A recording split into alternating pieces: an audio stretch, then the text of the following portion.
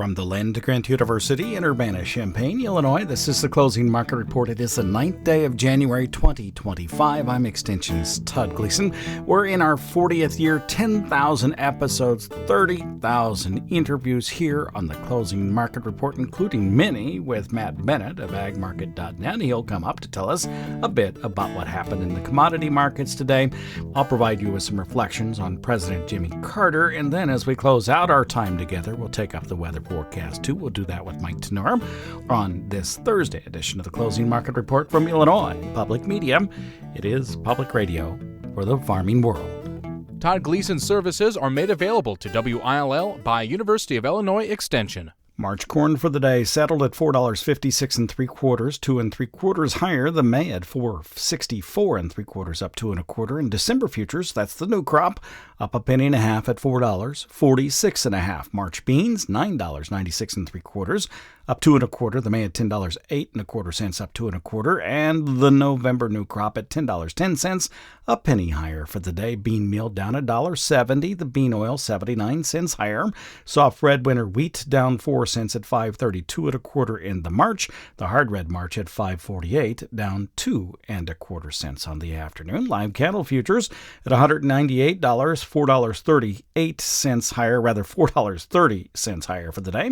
Feeders at $268.72 1/2, up $3.75, and lean hogs at $82.15. $2.67 1/2 higher. Matt Bennett is now here from agmarket.net. Hi, Matt. Thank you much for being with us.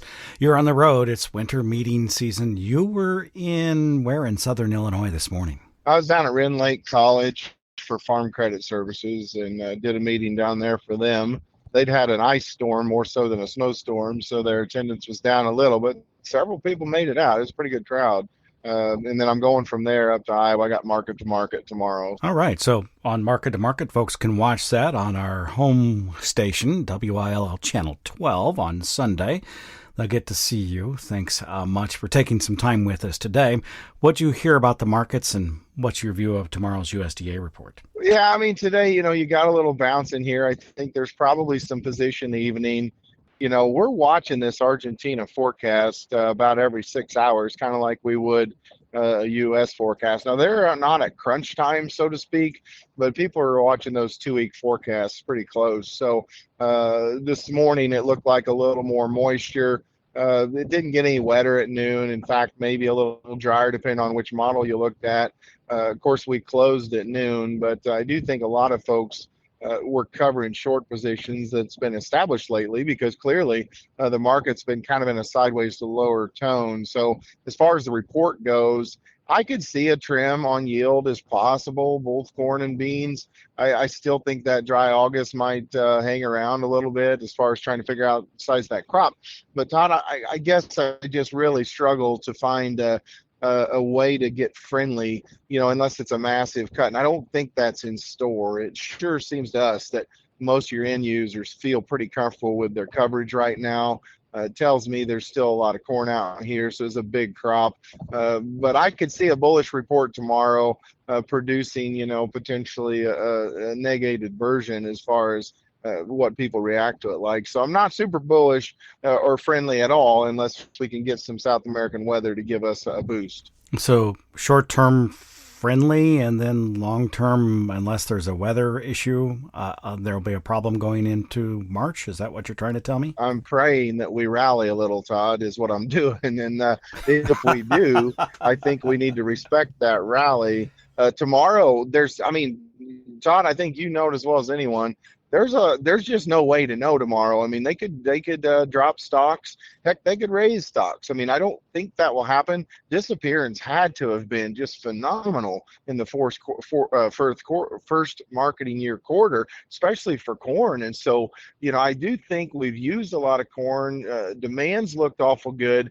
But, when you look at this world stock situation on soybeans, it's kind of an anchor on the entire market, whether you're talking corn or beans. So, I think that rally should be respected. I hope we get one, but it's awfully hard to know whether we will or not. November, December, really good for ethanol. Actually, a bunch of record weeks in there, I suppose. You've been watching that one closely as it concerns consumption. Yeah, I mean, there's no doubt consumption has been just phenomenal. I think the problem, of course, whenever you get into a great demand type talk, now you're going to start talking about acreage. And whenever it gets over to corn, as we talked about on Commodity Week last week, you're looking at some healthy numbers. And so if you tack big acres onto even like a 1/6 carry, you've got to think that that's going to make it a real headwind for the market to rally. But yes, consumption's been fantastic. As it relates to the grain stocks, do you think that the livestock number, which will be the feed and residual figure for WASDE, and partially the grain stocks as well, do you think those numbers have been big enough to really chew through feed in a dramatic way in the first quarter? Not necessarily, but the feed and residual usage, as you know, Todd, sometimes that gets pretty creative in how they use that particular line item. So my personal opinion is that feed and residual usage would go up. It's got very little to do with feed. I tell you right now, with the corn market where it's at and wheat where it's at, there's a lot of folks talking about starting to introduce maybe some wheat into feed rations, especially if corn would move any higher at all. So I can't imagine that on the balance sheet, they're going to end up adjusting feed and residual usage higher unless they've made a mistake in a previous report. So I agree with you. I don't see any reason to really raise that thing. You and I both spent a great deal of time with Daryl Good over the years. He would tell you, I know, that the reports tomorrow will set the tone for the next 3 months.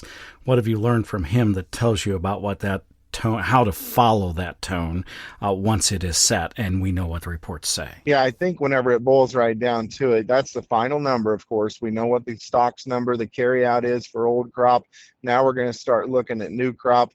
To me, if we would get that thing down to 1/6 or below, potentially that gives you a supportive type feel. I'm not saying it's bullish, but at least supportive. So this January report, it does create lots of volatility, and there's good reason for it. And it's just what you stated, is that a lot of times you'll see this January report kind of change the tone somewhat.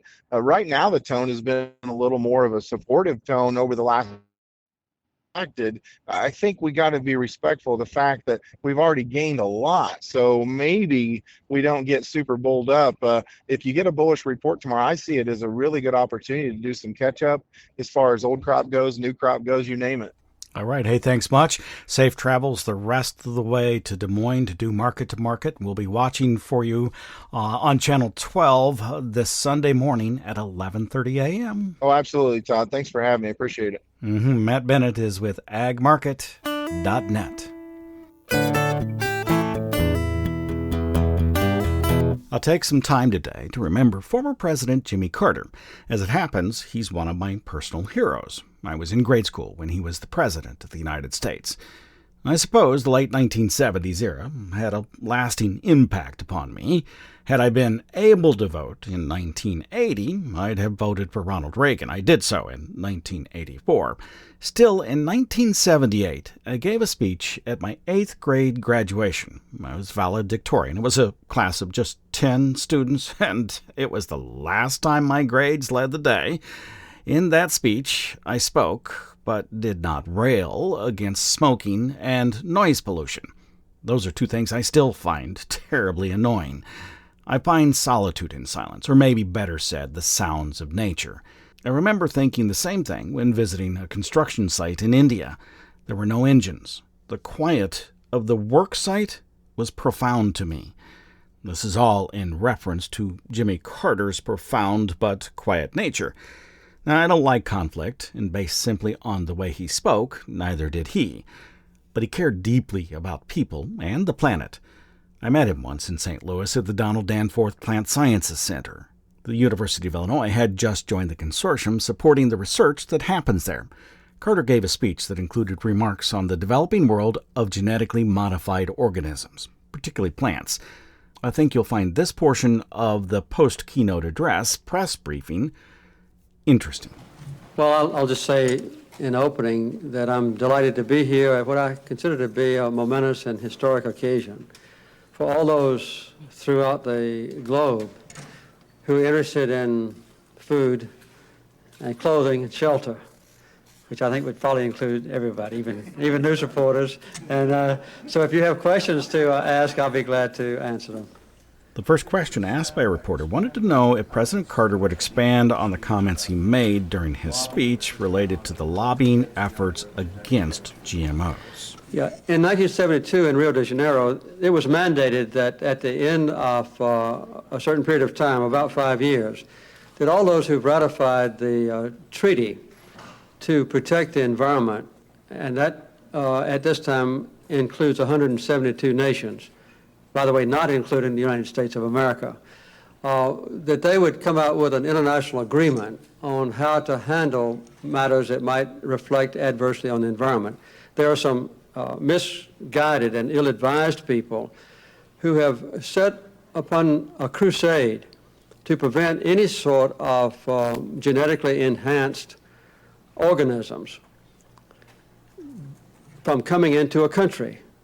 And what they are trying to do is to make it mandatory for a government of any country, say Ghana, to have to pass a law or written permission for any of those kinds of organisms to be brought into the country, which would preclude, if carried out the way they envision it now, any sort of chemical fertilizers, any sort of herbicides, any sort of insecticides, any sort of genetically enhanced seed that might be resistant to weeds or to the attack of insects, or that might be highly productive.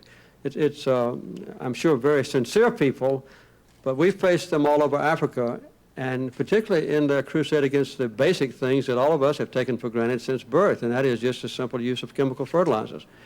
We primarily use in those countries triple superphosphate and urea, and they have a crusade against the use of even chemical fertilizers.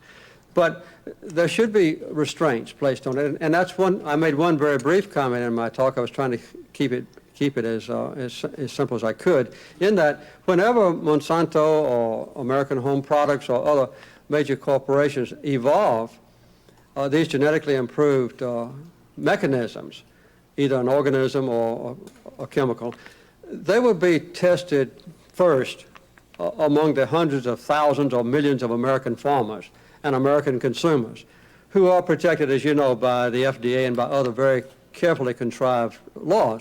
And it would probably, almost inevitably, only be after then that these fully tested and approved improvements would be introduced into a broad area of, say, Africa or Asia. So you've got that built-in insurance policy. But it's hard to exaggerate the fervency of these people who are against any sort of genetic improved plants or chemicals. The first genetically modified crops were introduced on the farm in 1995, and by the time this speech was made by President Carter, 80% of the soybeans in the United States were genetically altered to resist glyphosate or Roundup. The next question followed up on that point, wanting to know if there were any voices in the United States that were deploring GMOs. Well, yes, they are prevalent here. In fact, I happen to be a very strong and dedicated environmentalist myself, and I have arguments with them sometimes. And I try to describe to them some points that I made in my talk, that we could not have made a living on our farm had we not used pesticides against weeds and insects in the growing of corn, for corn rootworm, and for soybeans, and for cotton, peanuts, everything that we grow. We couldn't have done it. And obviously genetically improved, say, Bermuda grasses are now, a basis for forage for our cattle. There's nothing artificial about it. In our programs in Ghana, I don't know if Dr. Bullock is here or not, but with Dr. Bullock, who's a Nobel Peace Prize winner for the Green Revolution, we just introduce basic and very simple things. We don't mechanize at all. There quite often is no animal husbandry involved, not even an oxen on the farm. The farms are too small. All of the work is done by human beings, quite often women, who do the manual labor and cultivation and so forth. And they, without using improved strains, mostly open-pollinated corn, the planting of them in contour rows, the fertilization, just to maintain the fertility of the soil as it produces repetitive crops, is the only thing that prevents slash and burn, where you just used a 2-acre field, and then next year you got to go to a different 2 acres. This is very destructive environmentally, the slash and burn technique that's used quite often in the world. So there are Americans who feel very strongly we don't want to use anything except, I guess, human feces. We don't want to use any chemical fertilizers because they're not organic. I think they're ill-advised, but as I say, very sincere and very influential. They're not as influential in this country as they are in Great Britain. And finally, a reporter asked the former president how he would explain the importance of the Donald Danforth Plant Sciences Center to his neighbors, or just research in agriculture in general.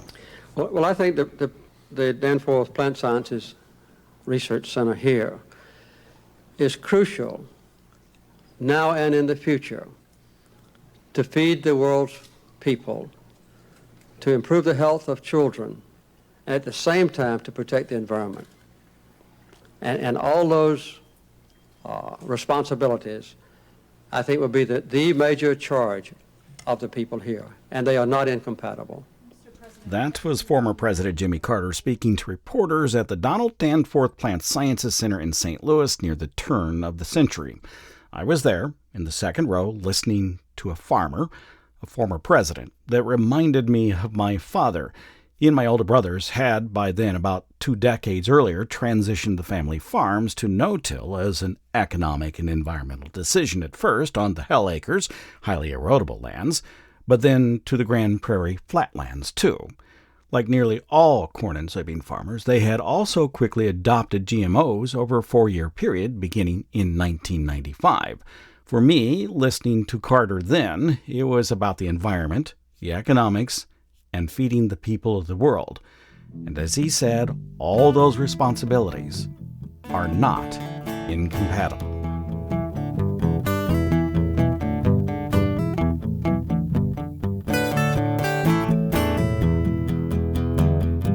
Let's turn our attention now to the global growing regions and to see what the climate impacts might be on crops across the planet. We'll begin in South America with Mike Tannura. He's the president and CEO at T-Storm Weather. That's tstorm.net online, based out of Naperville, Illinois. Hi, Mike. Thanks for being with us. In South America, we've been watching the Argentine weather very, very closely. The marketplace has been reacting to dry conditions there and maybe some rainfall at some point in the future. Can you tell me what your assessment of that crop and conditions and weather might be like? Well, there's no question that it's too dry in Argentina. It started drying out 2 to 3 weeks ago, and it's certainly showing up in the data that we collect. As we move forward over the next week or two, there's not very much rain in the forecast. Yes, as you noted, there will be some storms around 10 days out, but you need about 2 to 2.5 inches of rain every 2 weeks to keep up with normal. And at this point in time, it only looks like a half of an inch to an inch is coming up, and most of that is more than 10 days out. So we need those rains to verify, then we need a lot more to follow. If that doesn't happen, there is historical precedent for dryness at this time of the year to reduce yield potential. If you look back at the recent history, we had 2 years back in 2021 and in 2022 where more than 75% of their corn and soybean production was drier than normal. This is viewing it through 30-day periods. When you look at that and it lasts all the way into the end of the month, both of those years were below trend, and that's why we're a little bit concerned about this. So yes, there is some rain on the forecast, on the horizon, I should say, around 10 days out, but we need a lot more than that, and we're going to need to see some big rains over the last week of the month. The most northern parts of Argentina are in line with Paraguay, southern Brazil. Have these dry conditions persisted across those areas as well? Well, they've developed over the last few weeks. Now, there it's a little bit trickier because from November into the middle of December, we would consider the weather pattern that they were in as being pretty much ideal. They were getting great rains, and they also have one of the coolest, if not the coolest, December of the last 45 years across that region. So this was a pretty ideal situation. Ever since then, though, it started to dry out. We haven't seen much rain in Rio Grande do Sul for a few weeks, and this is an area that really depends on January rainfall for first corn and soybean development. And with it being so dry over the last couple of weeks and very little rain on the horizon until also around 10 days out, you can make the argument that this is not a good thing. In the end, Todd, The thing that needs to happen to get out of this situation is we need a lot of rain 2 to 4 weeks from now. Now we can forecast out about 2 weeks, and we can see that there are some storms on the horizon around 10 to 14 days out in all of these areas. But if those rains are only a one-off thing, and then we don't have very many storms that follow, it'll be pretty easy to argue that it's too dry. And that'll get a little bit tricky on the yield side because weather was so good leading into this period. But all in all, you just need to pay very close attention to this because this pattern is not ideal and it does need to break before the end of the month. Are there other parts of Brazil you're watching with different stories? Well, if you go into central and northern Brazil, which is where around half of their first corn and soybeans are produced, this area has also been having some pretty fantastic weather. But that might turn into too much of a good thing because when it dries out a lot in one part of the world, it usually turns too wet in another. And this is the area where it's turning too wet. We have all these cool fronts that are moving into central and northern Brazil, and then they're dissipating and triggering thunderstorms. These storms are going to last for at least another 10 to 14 days, and we're looking for 5 to 10 inches of rain over this period of time. Normally, they'd see around 3.5 to maybe 4.5 inches, so this is a lot of rain for them, and temperatures will be pretty cool. Now, initially, this is a good thing because you like to see some nice rains at this time of the year, but they do have a history of receiving too much rain late in the season, and that can reduce quality, reduce yield, and make it difficult to harvest. Now, is all that going to happen? It will if this forecast verifies and then it stays wet over the period of 2 to 4 weeks out, so late January into February. We need to keep an eye on that one as well because there's not too many signs of it breaking. And again, this is a critical time of the year for them. So, Todd, there's a lot of moving parts today, and it's going to stay that way for another week or two. But everything is going to start zeroing in on these forecasts for late January and early February, because that will really determine, whether the things that we're going through now are going to matter. I'm going to ask you one final question, and I know this is too far out for you to have a good answer, but on average, when does the monsoon stop and the dry conditions begin as we enter the safrinha or second corn crop era later in this year?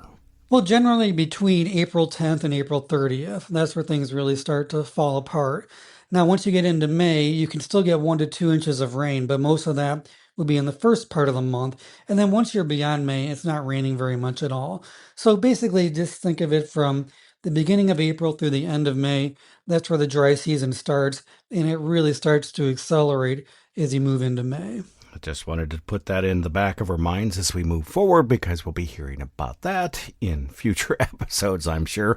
Thank you very much, Mike. I appreciate it. Yeah, thanks for having me, Todd, and enjoy the rest of your day. Hey, you too. Mike Tannura, of course, is with T-Storm Weather. That's tstorm.net online. You've been listening to the Closing Market Report from Illinois Public Media online at willag.org. I'm Todd Gleason.